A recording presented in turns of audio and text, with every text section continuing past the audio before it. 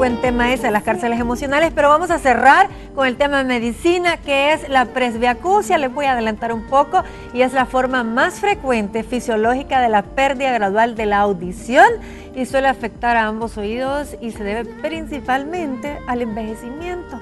Pero para ahondar en el tema está conmigo la doctora Beatriz Córdoba de Caballero. Ella es médico, audióloga y foniatra. Bienvenida, doctora, que está con nosotros. Gracias por la invitación, es un gusto. Bueno, ¿cuáles son esos síntomas de la presbiacusia?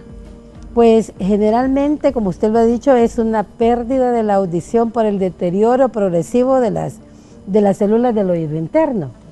Y generalmente los pacientes no se quejan de sordera o no la advierten, sino de fallas en la discriminación.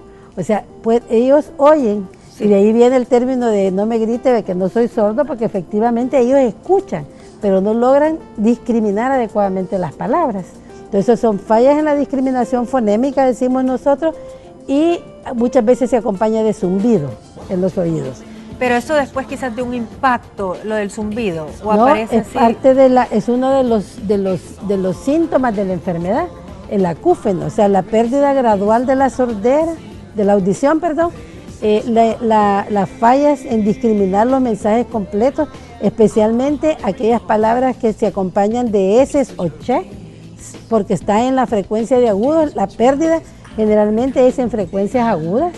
Recordemos que el oído lo vamos a comparar como un piano o como una guitarra, donde el oído humano es capaz de escuchar desde la frecuencia 16 hasta la 20.000. Por abajo son los infrasónicos, que algunos animales escuchan, y por arriba los suprasónicos. Pero de frecuencia 16 a 20.000, el oído humano es capaz de escuchar. Pero entonces ellos no pierden las frecuencias del habla, sino que pierden las frecuencias agudas. Entonces antes, hoy en día no se escucha, no se usa, pero no podían escuchar las agujas del reloj,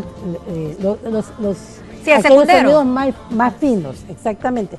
Esos son los que van perdiendo, entonces fallan en ese tipo de palabras que llevan ese tipo de consonantes, la S, la Ch, la F, la ñ, o sea, aquellas que están en las frecuencias agudas. Entonces, otra de las cosas es que ellos, como la sordera es progresiva y gradual y simétrica en ambos oídos, sí, es como que usted va sintiendo que eso es normal, que esa es la forma como usted oye, entonces no se percata. Entonces generalmente van al audiólogo o al médico por insistencia de sus familiares.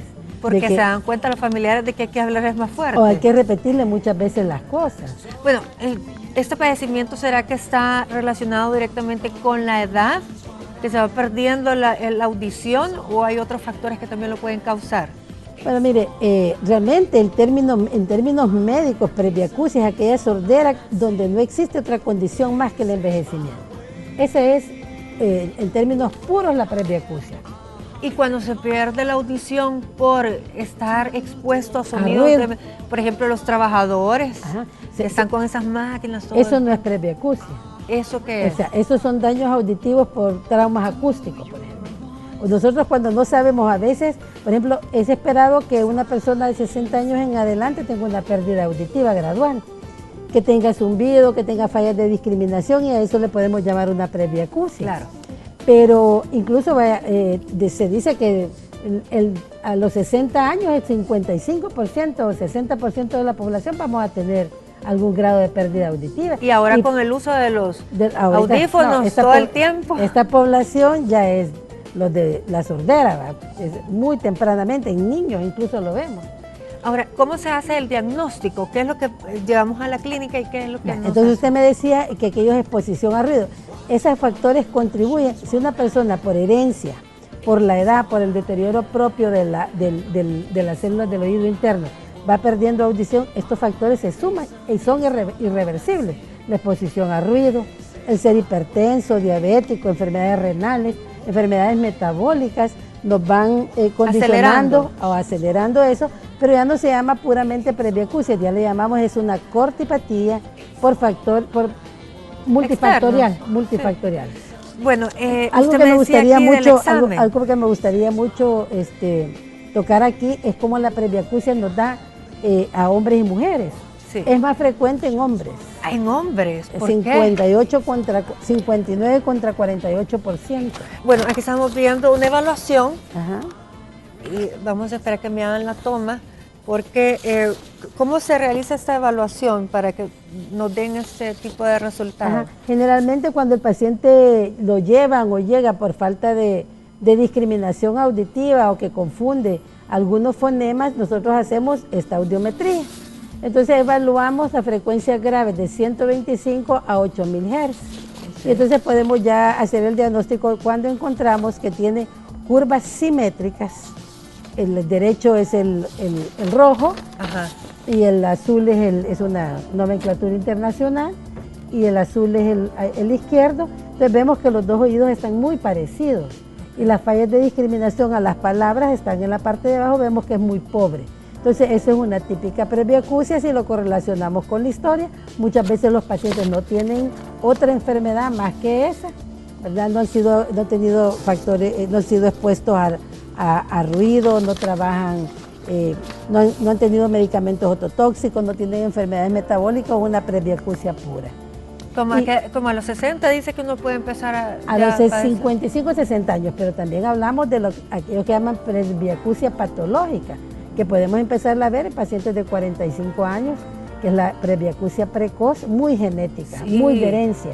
O sea, está muy relacionada con que el padre le pasó lo mismo, entonces también puede aparecer ese tipo de... Bueno, ¿cuál sería el tratamiento? Yo sé que en otras ocasiones pues usted ha venido con ciertos audífonos especiales. ¿Qué es lo que hace? Bueno, ahora, acuérdense que esto en tecnología avanza cada día, ¿verdad? Sí. Y ahora, por ejemplo, lo nuevo que tenemos son los aparatos le llamamos con TI, que es una herramienta audiológica. Mire. Ajá. Esos son, digamos, los modelos. Generalmente los hombres, miren, las mujeres nos ponemos las orejitas que querramos, pero los hombres generalmente andan buscando lo más discreto. Entonces, y que no tenga efecto de oclusión o que quede muy encerrado. Hoy en día se usan los sistemas RITE, donde ya el conector entre el audífono, digamos, y el oído es una parte muy delgada, muy estética. ¿Cuál es el que de cuál está hablando? De este. De este. No, este sí es el más tradicional, de estos, de que apenas llevan ya el recibidor y la manguerita es muy delgadita. Ah, sí, aquí. Exactamente. Dios, ni se nota. Son muy discretos para las mujeres, les va muy bien y a los hombres también. Pero tenemos una herramienta ¿Son de baterías? Son de baterías. ¿Y se ponen en ambos oídos? En ambos oídos.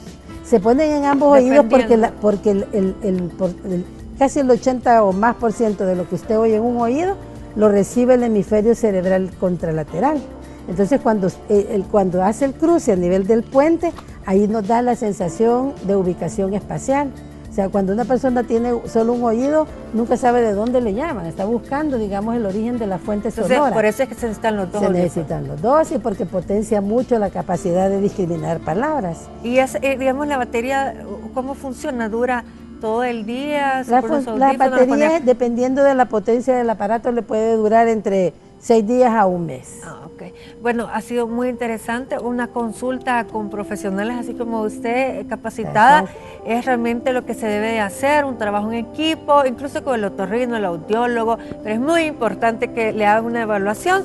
No sé si se va perdiendo más si nosotros, es decir, no consultamos a tiempo. Hay aspectos que no hemos tocado. Mire, en la presbiacusia una de las cosas que da es aislamiento, depresión y deterioro cognitivo. O sea, el paciente al no verse, sobre todo al hombre que le da como más vergüenza que reconozcan su problema, entonces se va aislando. Entonces se va aislando. Hay que consultar entonces a tiempo. Entonces cuando los familiares lo vean, y yo como siempre feminista tengo que tocar el tema de las mujeres, es la última en ser llevada, es la última en asistir, es la última en poder, y es a la que peor nos va la presbiacusia, porque aun cuando no tengamos una sordera muy pronunciada, la capacidad de entender las palabras es casi nula. Te agradezco mucho. Ha sido un placer. Y ha sido un tema muy interesante. Hay que llevar al papá y a la mamá. De verdad que hay que honrar a los padres y que les den un tratamiento adecuado. Todo mi cariño para ustedes. Gracias por estar pendiente de este programa. Nos despedimos y nos vemos mañana.